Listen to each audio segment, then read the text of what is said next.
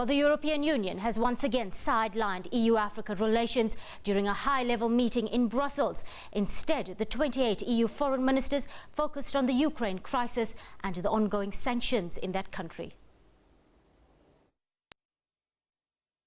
EU-Africa relations were supposed to top the agenda of the meeting of European Union foreign ministers, but the subject was sidelined. The talks were dominated instead by the ongoing crisis in Ukraine and the EU's sanction programme against Russia. The point was not formally on the agenda, but we are politicians. We deal with what is on the political agenda, being flexible enough to adapt our discussions to what is needed at the moment. And we discussed and approved a series of measures and of conclusions also on other crisis areas, in particular related to Africa, that we will discuss also further on in March.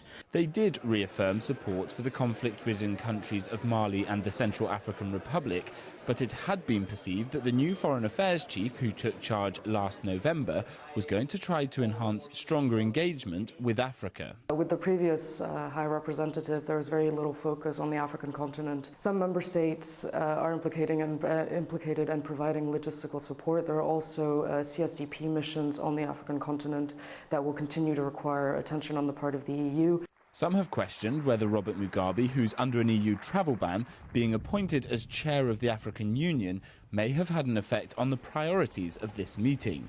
The ministers did commit to supporting Nigeria in fair elections later this month, but the topic of the ever-growing threat of Boko Haram wasn't touched upon.